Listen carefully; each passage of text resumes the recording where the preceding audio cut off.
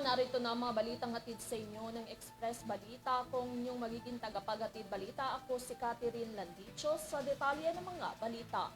Dumating ang kuponan mula sa United States o US, Coast Guard o USCG at National Oceanic Atmospheric Administration o NOAA sa lalawigan ng Bataan upang tumulong sa mga pagsisikap sa pag-recover ng oil spill. Sinabi ng Philippine Coast Guard o PCG na ang USCG at NOAA teams ay binubuo ng 8 miyembro na magbibigay ng technical assistance.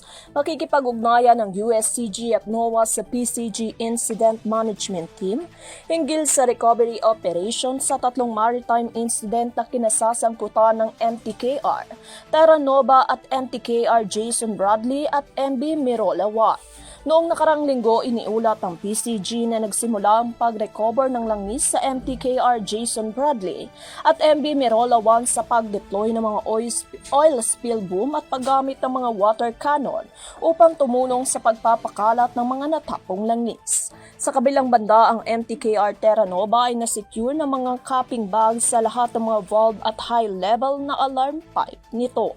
Bilang karagdagan sa 2 layer ng oil spill boom na inilagay sa paligid ng lumubog na sisidlat.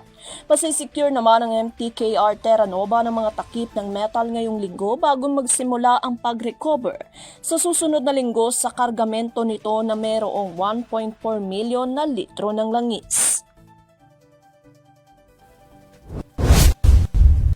Siniguro ng Department of Justice o DOJ na masusing investigasyon sa mga oil spill sa Bataan upang matiyak ang pananagutan laban sa mga mananagot. Ayon sa DOJ, nakatuon ng Department of Justice na habulin ang bawat individual na mananagot sa kamakailang pagtaob ng 3 sasakyang pandagat na nagresulta sa libu-libong litro ng langis na tumapon sa karagatan sa Bataan, na nakaapekto rin sa mga kalapit na lalawigan tulad na lamang ng Cavite at Marinduque.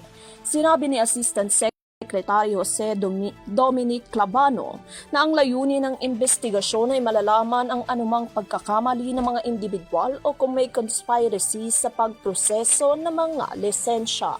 Bukod sa pagsasampa ng kaso, tutulungan din ng DOJ ang mga local government units sa pagbabayad ng mga apektadong mangingisda at residente anya. Bilang unang hakbang, nakaisa rin ng DOJ sa pamahalang panlalawigan ng Cavite sa kanilang mga dialogo sa may-ari at insurance agent ng mga lumubog na sasakyang pandagat. Samantala, tiniyak ng Department of Agriculture o DA ang patuloy na pakikipagtulungan sa layer industry sa gitna ng pagtaas ng presyo ng itlog sa mga lokal na pamilihan. Nangyari ito matapos pumalo sa 4.4% ang headline inflation noong Hulyo, na may mas mabilis na inflation ng pagkain sa 6.7% na hinihimok na mas mataas na presyo ng mga produktong karne, mais, prutas, itlog at mga produkto ng gatas, gayon din ng mga pagkain handa. Ayon yan sa Philippine Statistics Authority o PSA. Ayon kay DA Assistant Secretary Arnel de Mesa, na nakikipag-ugnayan na si Agriculture Secretary Francisco Chu Laurel Jr. sa mga industry player upang matukoy ang mga posibleng lugar ng intervention sa loob ng value chain. Malaki ang pagbaba sa bilang ng TexCam matapos ipag-utos ni Pangulong Ferdinand Bongbong Marcos Jr. ang pagbabawal sa Philippine Offshore Gaming Operations o POGO sa bansa, ayon yan sa Presidential Anti-Organized Crime Commission o PAO. Mula ng iba ng POGO, sinabi ng Department of Information and Communication Technology o DICT na bumaba ang bilang ng mga reklamo ng consumer. Libo-libong SIM card lang nasamsam sa POGO raid ng PAO kabilang ang ni-raid na POGO sa Las Piñas. Ayon sa PAOK, ang mga SIM na ginagamit sa TexCam at harassment tulad na lamang ng online pautang o loan ay galing sa POGO hubs. Pagdadala ng maulap na papawirin na may kalat-kalat ang mga pag-ulan at southwest monsoon o habagat sa gitnang Timog Luzon at sa Visayas. Ayon yan sa ulat ng Pag-asa. Binabantayan ng Weather Bureau ang low pressure area o LPA na tinatayang nasa 575 km hilagang silangan ng Itbay at Batanes ngunit wala itong makabuluhang epekto. Binabantayan din ng Pag-asa ang isang tropical depression sa labas ng Philippine Area of Responsibility. Matatagpuan ito sa layong 2,005 km silangan-hilagang silangan ng extreme northern Luzon. Taglay ang maximum sustained winds na 55 km per hour na pabugsong aabot sa 75 km per hour at halos nakapigil. Sinabi ng Pag-asa na ang tropical depression na ito ay may mababang tsansa na makapasok sa PAR dahil ito ay inaasahang tutungo sa Japan.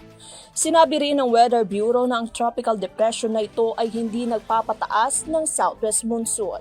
Samantalang Zambales, Bataan, Occidental, Mindoro at Palawan ay magkakaroon ng maulap na papawirin na may kalat-kalat na pag-ulan, pagkidlat, pagkulog dulot ng southwest monsoon na may pagbaha o pagguho ng mga lupa na posibleng mangyari dahil sa katamtaman hanggang sa kung minsan ay malakas na pag-ulan. Ang Metro Manila, Visayas, Calabarzon, Bicol Region at nalalabing bahagi ng Mimaropa ay magkakaroon ng bahagyang maulap hanggang sa maulap na papawirin na may pulupulong pag-ulan, pagkidlat, pagkulog, dulot ng southwest monsoon na may posibilidad na magkaroon ng flash flood o landslide sa panahon ng matinding pag-ulan.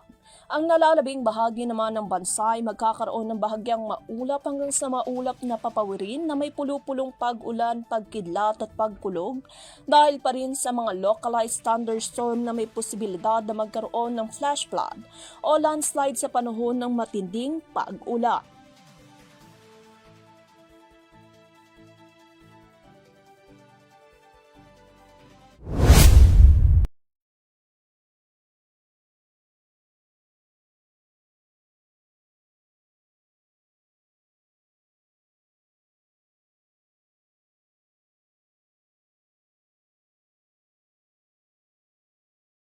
Ito ang EuroTV Express Balita, sumasaludo sa bawat Pilipino.